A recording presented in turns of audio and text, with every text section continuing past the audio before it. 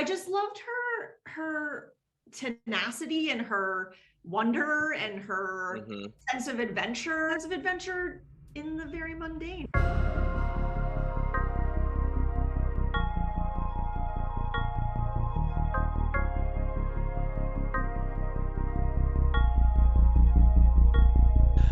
Hello, everybody, and welcome to this podcast. I have with me the wonderful, engaging Alex Cooley, who's going to be giving her insights into women in the workplace. So Alex is driving an initiative in called Chief, that's building a network for powerful women.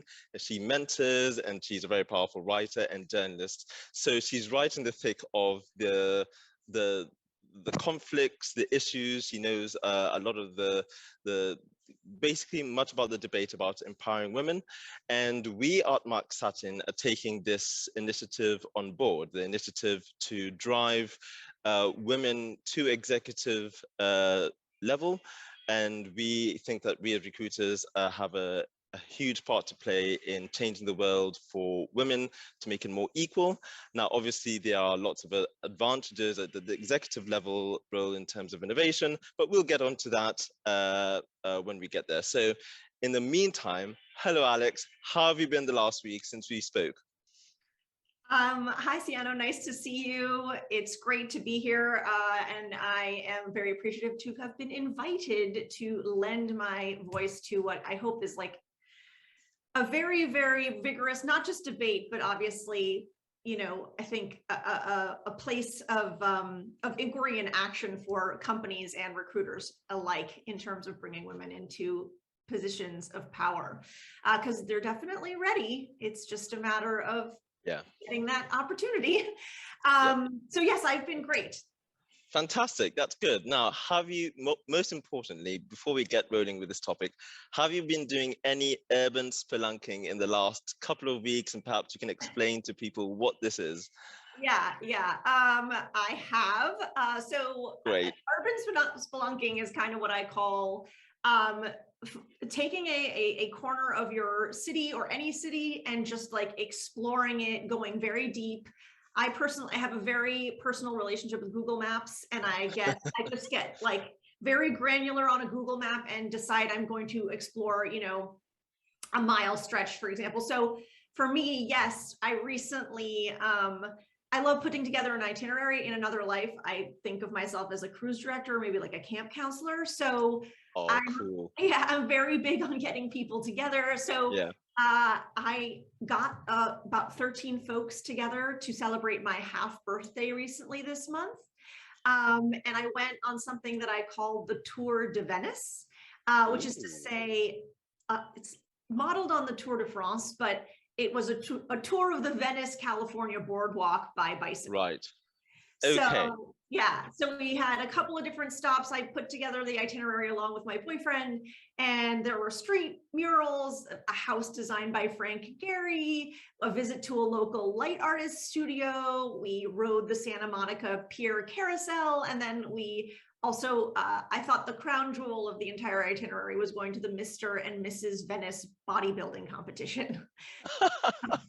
Okay, Mr. and Mrs. And what sort of weights were you talking about? I mean, I don't know much about them. Literally, there were I have to say probably like 100 trophies for every subcategory. Some categories only had one person competing. Okay. But it was, I would say all shapes and sizes, but obviously mostly quite fit people. Right. Well, that seems to be the sort of competition for me, because I'm quite a lean guy, so I keep working on my stuff. So it's good to know that there's a place for me in the bodybuilding world. Okay, that's cool. You've taken urban spelunking to another level, because for me it's just fancy coffee shops and restaurants and stuff, but you've taken the culture thing to another level, so that's really great. And hopefully, I don't know, I might be in LA sometime in November, and hey, if you're ever going to start a business with this, I'd be very interested. I'll pay money to go on this a tour de Venice in LA. That would be so cool. Now, before we crack on, I have another cheeky question. Who is your favorite female fictional or historical character? That's a great question. I think we are, I think especially women and women of my generation and maybe even older, like there aren't, you really have to look hard to find somebody who is that role model in business, or at least it used to be the case, right? There's so few women. So strong female characters also seemed a little bit fewer and further between than, others. So I have to say I always had a soft spot for Anne of Green Gables. Okay. Yeah, I remember writing an essay for college about, they asked you who your ideal roommate would be, and I asked for a street smart Anne of Green Gables. And to me, that meant I just loved her tenacity and her wonder and her sense of adventure, and sense of adventure in the very mundane. What about you? Ooh, now I have to. We're getting to know each other. You don't know quite well. You don't know how geeky I am, Alex. So Okay. I love my history. My favorite person, I mean, it would have to be, I mean, would I get into trouble for not saying my mother? I don't know. But I really like one of the British queens, or well, she was still the English queen, hadn't unionized yet, Queen Elizabeth I. Now, there's a thing in Britain that it's kind of well known that the best monarchs have always been women, have always been queens. Sure. And Elizabeth I, I mean, she inherited, her father was Henry VIII, and who was just this monster of a character and changed things, broke up from Europe, and she stood her ground in so many disputes. Everyone tried to marry off to half the princes in Europe, and she just said, no, this is not for me. So she was, Miss Independent Woman, probably more than most people that we get in our time. And the most inspirational bit was when England started a war with Spain, and England, was just couldn't stand up to Spain, and they had this tiny little navy, and everyone knew that England was going to be invaded, and she was prepared to stand on the front lines. So she put on her armor, she got on her horse, and she went to the cliffs by the sea at a place called Tilbury, and she said, I'm ready to die with you. It was one of the best speeches of all time. I may be a woman, but I have the heart and soul of a king, and the king of England too, blah, blah, blah. Anyway, I love Elizabeth I, her poems, her story.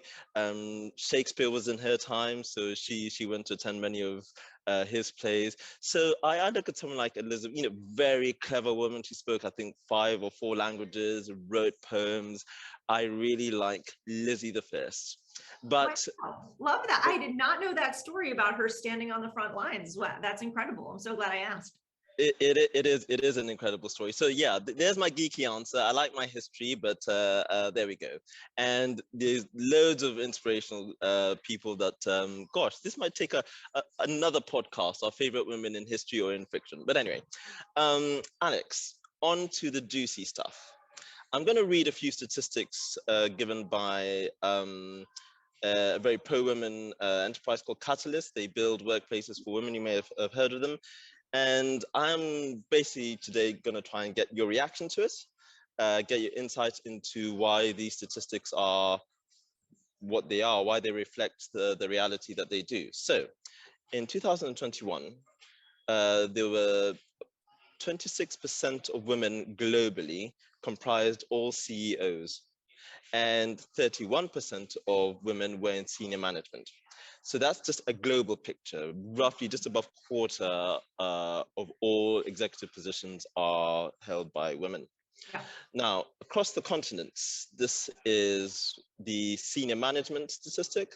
In EU, about 34% of women in senior management. In Africa, 39%. In North America, 33%. In Latin America, 36%. Now, in North America, which is relevant for you, I'm going to describe the sort of journey of proportion of women as they go through the career path from entry all the way to C-suite. So at entry level in North America, 48% of women in the workplace are women. When it gets to managerial roles, it's 41%. Senior management role, 35%. Vice president roles, 30%. You're getting the trend here. Wow. Senior vice president role, 27%. And then C-suite, 24%. So there's a gradual decrease of women represented as their career goes up. Why is this? Well, I'm glad we started with the statistics, because I think they really paint such a clear trend, right? And you notice, I'm sure, the drop off tends to be in that mid-career point, and that's where I concentrate. And just to put, a fine point on what it is that I do, I am an advisor and a coach to mid-career women who are moving up in the ranks. And also I work with corporations to help retention and actually bridge that gap and develop their sort of mid-career leaders, right? Because I think what you've just mentioned is the biggest drop off is in that first rung into the managerial space, right? So, and why is that? And I've spent a lot of time, just anecdotally working with women one-on-one and also doing my own research about this. And this, I'm sure you're familiar with the term, but McKinsey released a study recently that gave a name to what that drop off is, and it was the broken rung of the corporate ladder, right? Yeah. So I think it's helpful just to know what that's called, and that you're not, and that if you find yourself in maybe the group that is struggling to move into that space, it isn't necessarily about you, right? And I think, I'm a big on story. My background is as a television writer, and so part of what I do is help women find a leadership story that will, allow them to market themselves, find that brand that's going to move them toward that promotion and that and position themselves for those leadership positions. But what I would say is this goes back there's so many places why we have ended up here, and I would start with just the story of success in the world. I think there's a model, and it's this like slow, steady trajectory up and to the right, and I liken this to the stock price of a really successful company. And every business leader wants to be the person who started from the bottom and moved up and up and up, and that's and it is this unbroken chain of successes. But women don't experience job growth in the same way for many reasons. And mid-career is that point when they're finally eligible for those management roles. But it's also the moment where they, unlike the men who are, in comparable positions, they're not dealing these women are dealing with pregnancy, with responsibility for aging parents, or being caretaker for other members of their family or other communities, not to mention discrimination. And those factors mean that women are, I don't want to say held back, but I just because I don't want to say that pregnancy holds anybody back or anything like that. It doesn't hew to that story. There is necessarily going to be a pause or a break because of those forces, and that it can be that can lead to a perception that you yourself as a woman aren't doing it right. But the story was never written for you. It was written by, the folks who built the workplaces, which has obviously historically been places for men. So I think there's a piece of this where it's women feeling like they're not good enough to try, and then there's just a systemic bias against women who don't hew to that story, or who aren't perceived for various reasons to be eligible, even though their experience would say otherwise. Right. So we have the historical questions, which is just a perception of what career progression means, and it was built by people who have some kind of a bias. It doesn't cater for a lot of things that women go through. And obviously this is not unknown to us. There's two things I'd like to ask. Whenever you talk about aging, people looking after aging parents, men should be in that sort of game as well. And men are also fathers of these women. Surely pregnancy itself, I mean, we know that it's pretty unique what a mother and a child go through in the first year or two, but that's just the first year or two. why isn't there a perceived responsibility for men? And why do you think that hasn't, is it a nurturing thing? Is it a cultural thing? Is it just, yeah, what do you think is the cause? Why men aren't necessarily on deck as much to be the Exactly. caretakers so They've early got on? the same Yeah, responsibilities of women that you mentioned. right. Why doesn't it stop them? Um, well, I think there's a couple of things. One is just that, and I don't have the statistics on this as a trend, but I think women intuit this really will intuit this, which is just that the way we raise boys and girls, I think there's a training for women to be caretakers from the jump often, which is just not necessarily there unless it's like in special occasions or really big families. I think back to, how many times have you seen in a family, a boy younger than 15 or even 18 holding a child, or holding the hand of a child as if they are sort of like the person to take care of that. It's rare. I can count on my hands maybe 2 or 3 times in this country that I've seen that happen.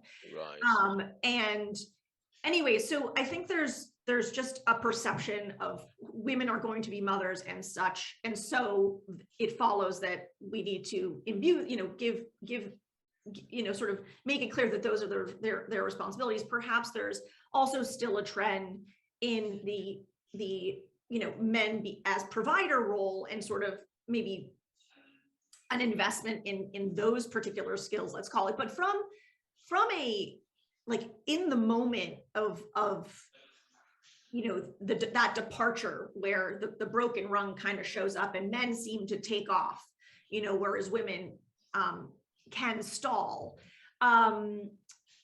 That also, I think, is to do with a phenomenon that I'm not responsible for, but I think is very relevant, which is the difference between the motherhood penalty and the fatherhood premium, which is that when women have children, they're viewed as a liability, somebody who now is going to have a split focus. They won't be available for meetings. They aren't going to be capable of doing all the work. Whereas when men become fathers, it's often thought of as a good thing, or at least something that needs to be rewarded, because now this person is providing for an extra mouth.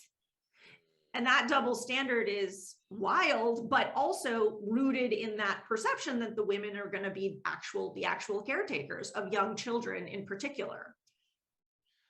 Yes, I'm very much familiar with that. I mean, when you talked about boys holding babies, I actually thought about myself, and it was the last time I did it. I'm a godfather, so it wasn't too long ago, but I know what you mean.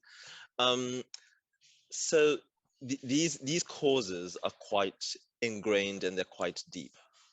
How optimistic are you about the possibilities of change? I'm very optimistic. The pandemic obviously set a lot of things back. Yes. And I think there's lots of studies and statistics, and they're obviously still emerging because we're still in the pandemic, of how that affected women in particular in the workplace. I think back to this caretaking question, particularly because we were in a healthcare crisis,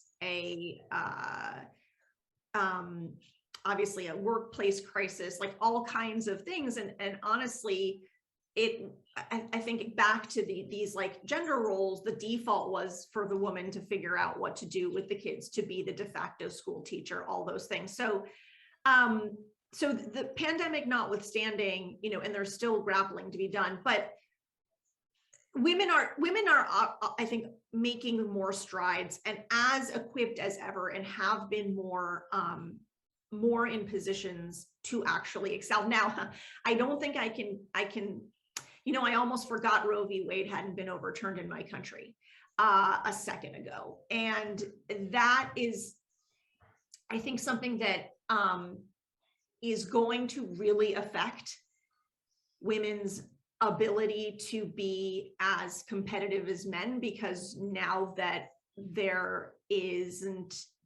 now that the state has basically said that you aren't able to necessarily have control over your reproductive timeline, that is going to amount, in my opinion, to a lot of women taking different tracks, which might end up being, totally great tracks for them, of course, but you can't deny that there's going to be that access to abortion, at least, allowed women to have the choice of whether or not to get that MBA, get that master's, delay, work longer if they wanted to.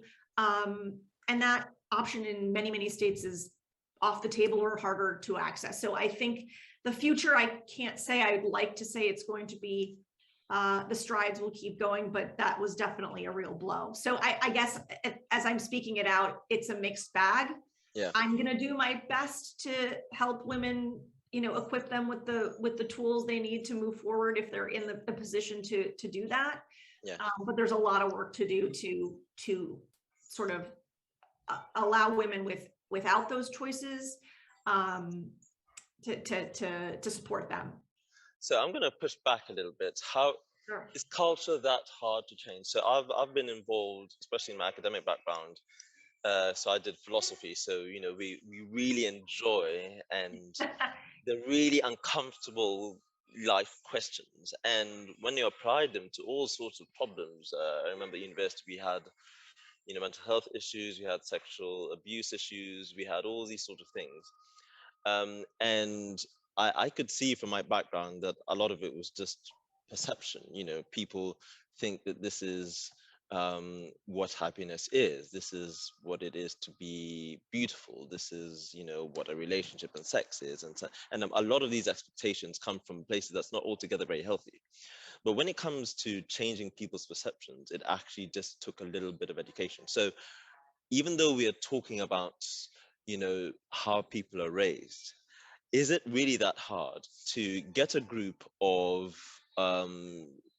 MDs and executives and say, right, guys, there's this new way of doing recruitment, and this is the journey that women go through, and we need to see things differently? What do you think? Yeah, I mean, if it's about changing the minds of senior management teams, I think, look, every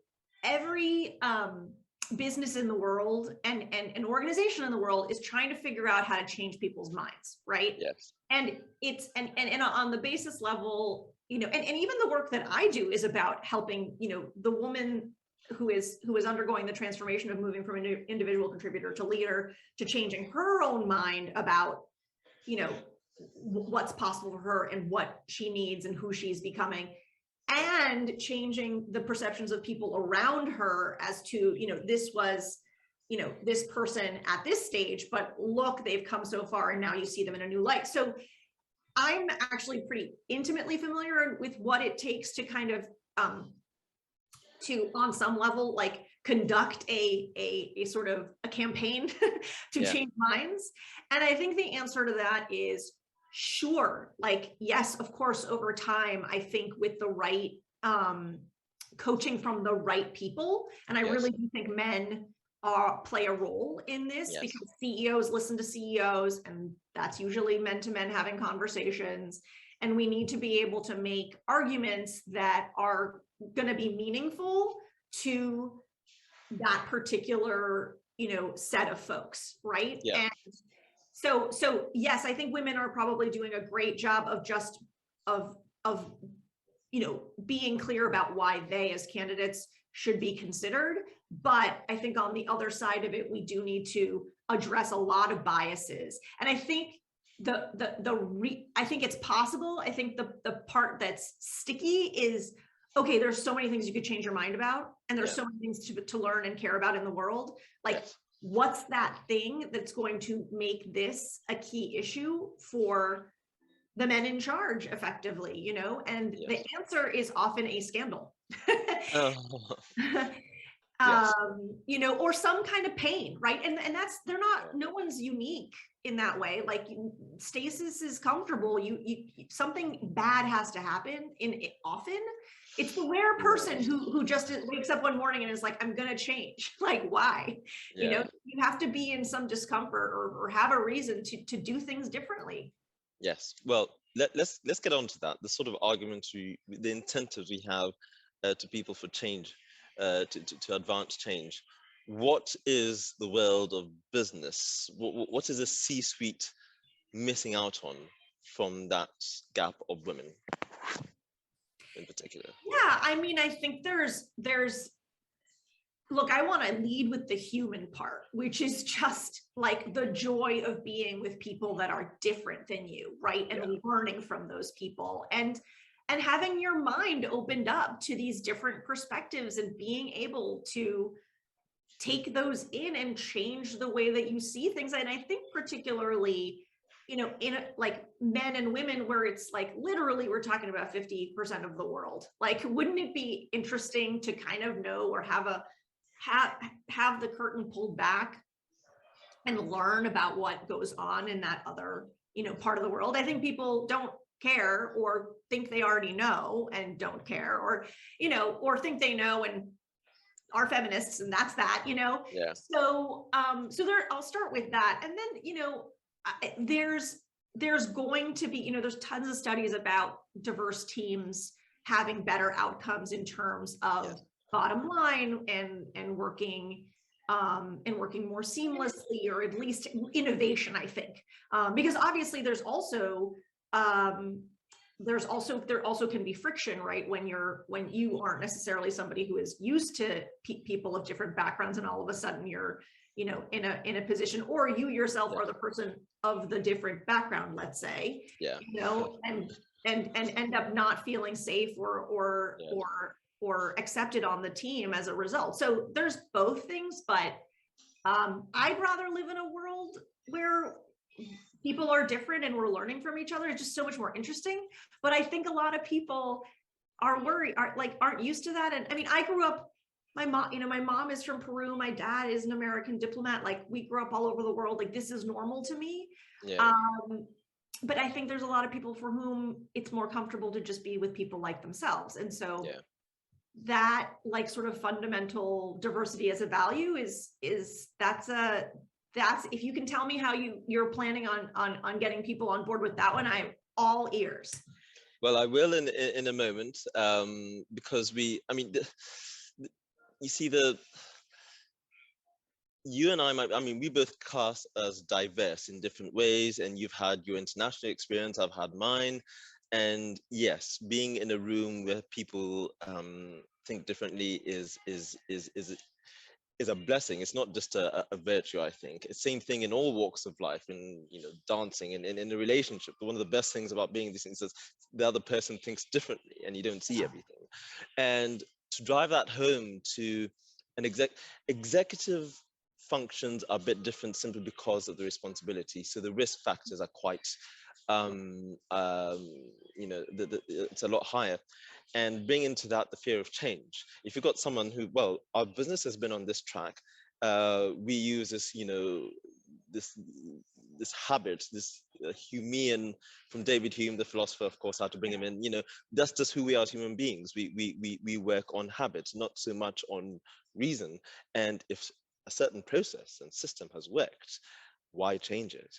And you bring that in with all the risk that and the responsibility they have for their responsibilities, and change is a threat. It's not just a so you know, we present this difference language and how enriching it will be, and you know, the sort of, obviously they never say this, but the feeling I get from talking to clients, for example, is yeah, if you're in my position, you know, you won't be talking about this thing as if it was a kind of luxury until there's a search that we are being mandated on. It's in Europe, and their team has, you know, because of all the restructuring and redundancies, and they brought some people back, and you know, there's a certain function in their business that's lost the trust of their team, and women are just known to be far more relational. And I said, you know, right, you need this technical person in this function, but this needs to be a woman, because actually what very important is you need to restore trust. You need someone different, someone who is relational. It doesn't have to be a woman. Men, many men are relational, but it's more likely to be a woman. So the challenge, that's what I found the challenge to be. I don't know what your thoughts are on that. Of what the challenge, yeah, no, I think you hit the nail on the head, which is, I think another version of if it ain't broke, don't fix it. And but and right, and I think that's why there is this economic argument that gets made, right, to the CEOs and the high level managers about why bringing women and diverse folks into leadership positions is going to be helpful, which I think we've talked a little bit about that offline about whether or not that's is it strong enough? Is it strong? I mean, it might be strong for the managing director to make the hire, but does it help the diverse candidate who got the job, like to be known for that? Like the reason that they're valued is this kind of weird economic tokenism. Like probably not in the end. I don't think it helps with retention.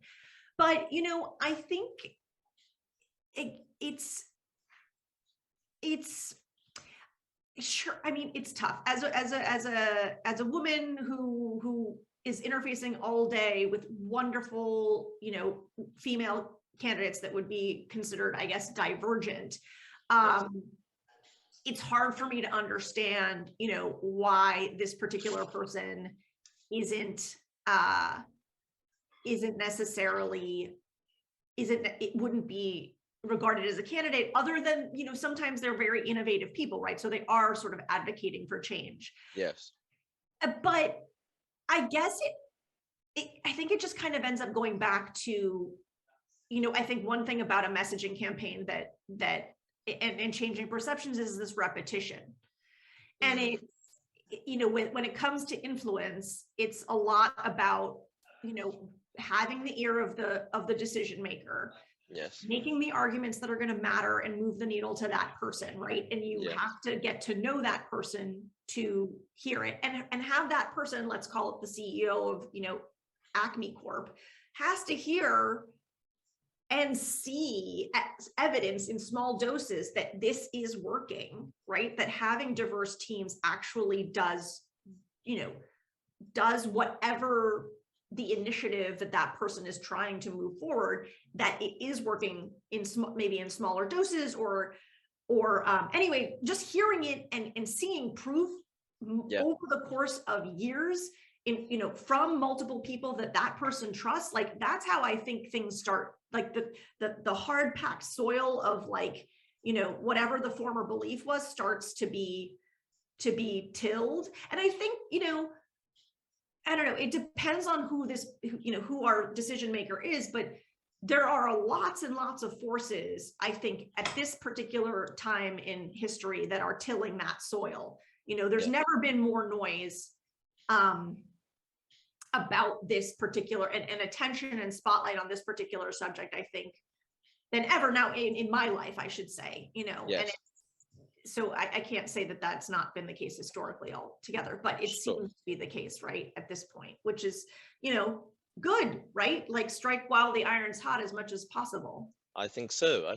And I'll give you two examples. So I've been employed by two people, and so I class as diverse, and both companies, I mean most companies are looking for more diverse talent, but what does it mean? What does it have someone to have who thinks differently? So one company said, right, it's good to have someone like you, this is the role you need to play, and there was not much scope for me to do anything else apart from what the role required me to do, which is quite technical and building out, which is good, that's what the role was.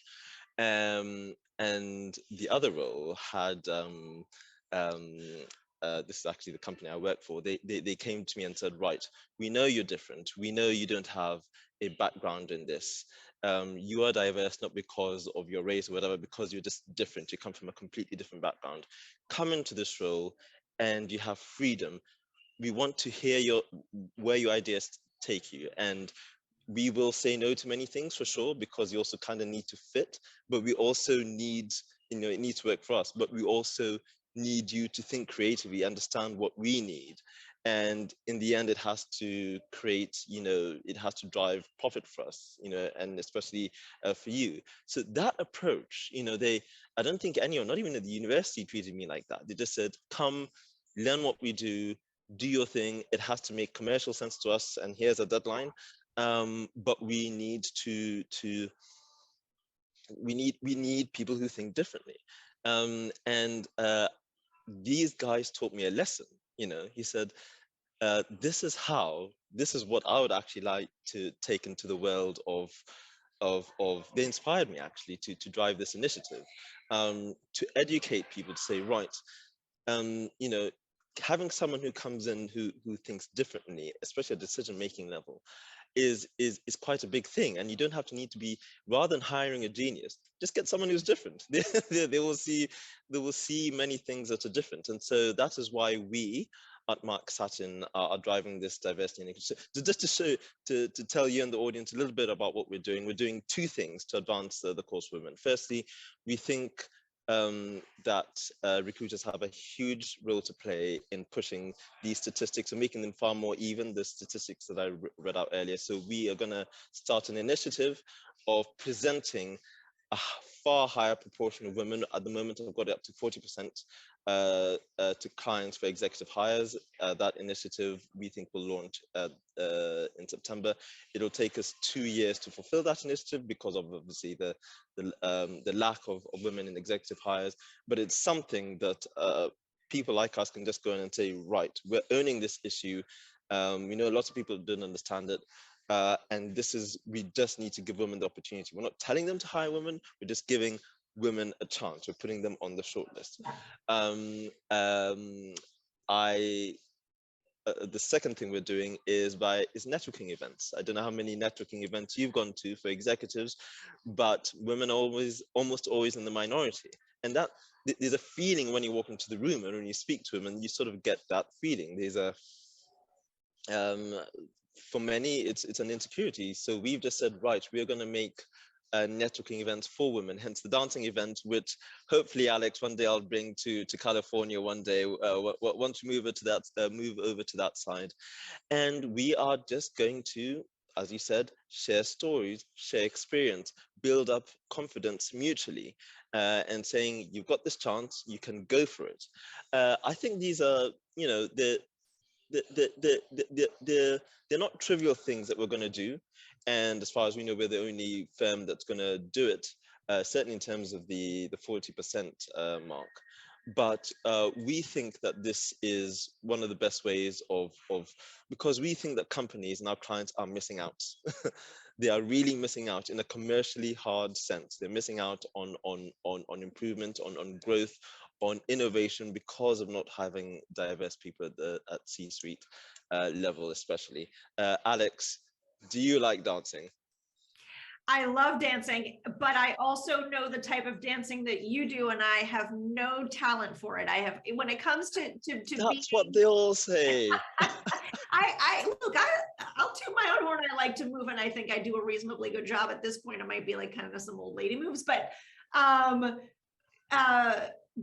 it's because it's been so long since I've been in a club. I guess it's kind of been a while since we've all been in a club, but yeah. But I could watch people who are great at that for hours. So, and I actually have a couple of clubs and bars to recommend you in LA when you come visit. Fantastic. Because you're salsa, right? You do salsa? So it's not quite. So salsa is what we call social Latin. I do what they call ballroom Latin. It's a bit more athletic. You need the shoes, the floor, a lot of space. We wear the fancy costumes, that sort of stuff. But when we do it in LA, you'll see it. I'll make a deal with you, Alex. When we finally bring this over to America, I would like to make a deal that in 1 or 2 networking events like this, where we use dancing, I will make you believe that you are a good Latin dancer. I'm here for it. I would love to be surprised. I would love to be proven wrong. And what a great little thing to bring back to the boyfriend. Although yeah, he's not much of a dancer, but Oh, no, that is my other life mission, by the way. I want to see men on the floor dancing, me too. and going to dance and learning how to dance, structured dancing especially. But that's for another time. That's a different podcast. That's a different podcast. In the meantime, Alex, it has been absolutely great chatting to you about these issues. More to come. I'm sure we'll keep in touch, and I'm sure our audience have really benefited from your insights. And we will be sharing links about other material that you've written once this is published. And we look forward to speaking to you soon and doing some Latin and urban spelunking in LA in the not too distant future. Fantastic. Thank you so much for this initiative, for the work that you're doing, and I'm looking forward to continuing to be in touch. And that's all for me. Okay, thank you. Goodbye. Bye-bye.